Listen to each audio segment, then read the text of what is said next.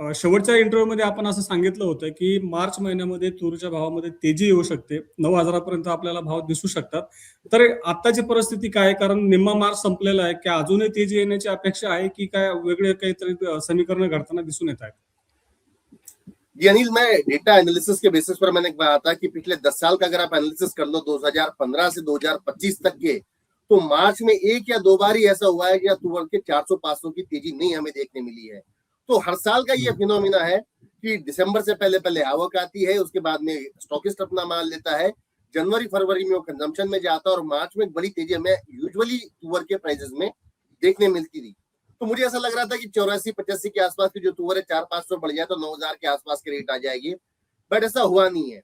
और मैंने जिन ट्रेडर से बात की है, जिन स्टॉकिस्ट से बात की है, जिन मिलर्स से मैंने बात की, उन्होंने कहा कि चने की अराइवल्स बहुत ज्यादा ही है इस बार में और बहुत सारा फंड चने की इधर डाइवर्ट हुआ है, जिसके तहत तुवर में वो भाव हमें देखने नहीं मिले हैं। लेकिन फंडामेंटल देखा जाए तो तुवर के भाव में कोई बदलाव नहीं है। मतलब अराइवल्स तो उतनी ही है, अराइवल्स कम होती जा रही है, डिमांड ठीक ठाक ही है और साथ ही साथ जो सप्लाई है वो धीरे धीरे घटते जा रही है। कोई इंपोर्ट में बहुत ज्यादा हमारे पास अभी माल नहीं है, या फिर स्टॉकिस्ट में भी ऐसा मुझे नहीं लगता है कि बहुत ज्यादा ऑफलोड किया है। फंडामेंटल एज इट इज है और मुझे लगता है अभी भी कि तुअर के प्राइसेस में इन लेवल से इजाफा हो सकता है। 8,000 का जो अकोलाबिलिटी रेट तुअर का बेस प्राइस है वो मेंटेन करके चलेगा। थोड़ी सी डिमांड की बात है, डिमांड निकलते सी प्राइसेस में इजाफा होगा।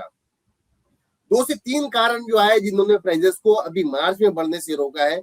मुख्य कारण तो एक वॉर लाइक सिचुएशन हुई है, जहां पर लोग थोड़े से कॉशियस हो गए हैं और उन्होंने बहुत सारा फंड अपना ऑन कैश बैठने का निर्णय लिया है। दूसरी बात, जो एलपीजी का सप्लाई डिस्ट्रप्शन मार्केट में आया है, उससे होरेका इंडस्ट्रीज काफी ज्यादा प्रभावित हुई है। होरेका इंडस्ट्रीज में दालों का कंजम्पशन बहुत ज्यादा होता है। आपके यहाँ कैटरिंग का हो, शादी ब्याह का हो, होटलिंग का हो, कहीं पर भी देखो, जहां पर अगर वहां पर कंजम्पशन कम होता है तो जो जहां से सोर्स होती है चीजें, मतलब दालें, उन पर प्रभावित निश्चित तौर से आता है। वह भी एक कारण है जो प्राइसेस के तुअर के प्राइसेस को प्रेशर में मेंटेन कर रहा है।